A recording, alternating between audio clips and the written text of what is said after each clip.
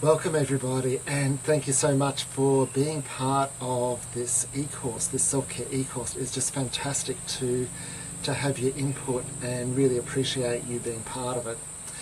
This video is to give you an idea of where I'm coming from and to give you some of the basic principles behind the sort of stuff we'll be doing later on. So I suppose it's really about setting the scene for what we'll do in the weeks to come. I wish so much that I had mastered self-care, but I absolutely haven't. You know, self-care is a journey, and sometimes I do it well, sometimes I don't do it so well.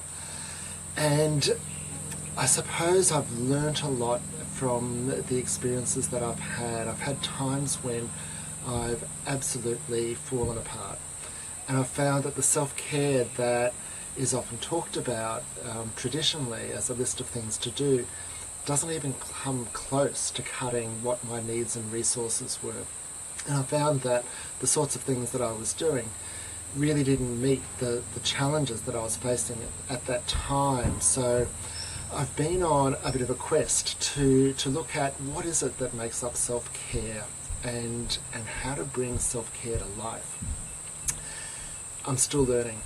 And I also want to acknowledge that a lot of the stuff that I've learned about self-care has come from the people that I've worked with and their journey and their struggles, and also their huge achievements in the area of self-care. The course brings together information from a whole lot of different sources and really puts it in a package.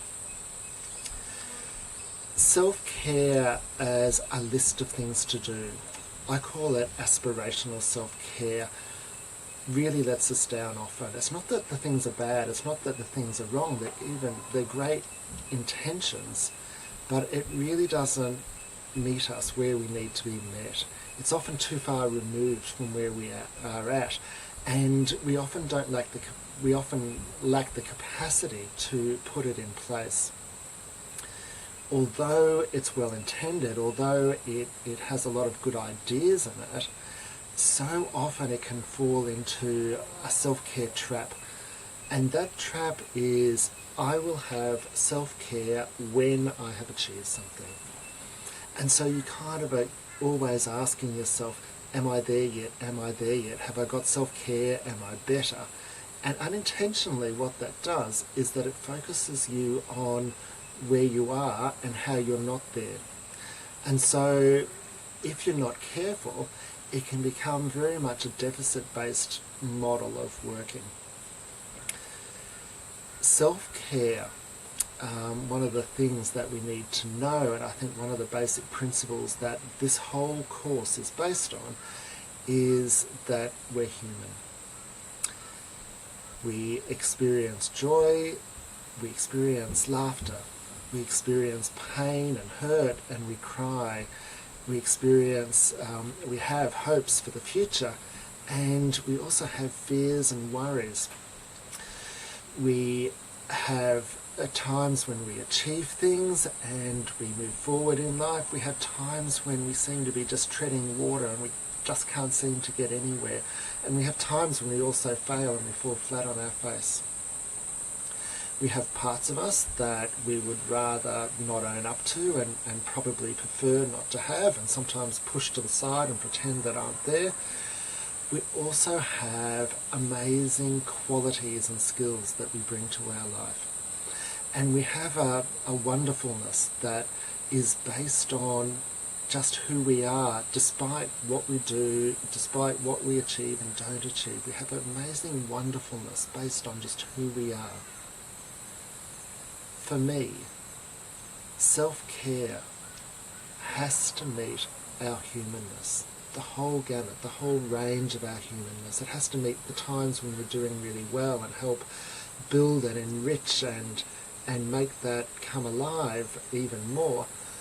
And it also has to meet the times when we're struggling and the times when things aren't working and the times when we haven't got it together, and not set unrealistic expectations of where we should be.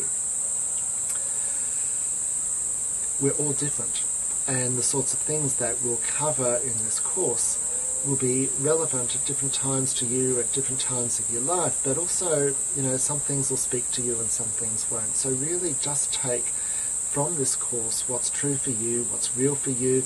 If it doesn't make sense, if you don't agree with it, that's absolutely fine. The most important thing is that you understand what it is for you and what works for you. And even if that's just one thing or two things, and hopefully you'll get much, much more out of it, but even if it is just a small amount and you increase your self-care by, say, 10%, it makes an incredible difference in your life. So the final thing that I want to say is that self-care isn't a destination. Self-care is much more a journey.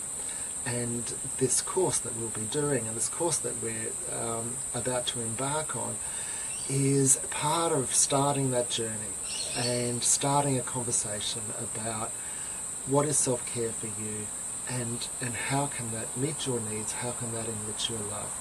So once again, just thank you so much for being part of this course. I'm really looking forward to your feedback and really looking forward to getting started, and so in the next week or so I'll be sending out some more information.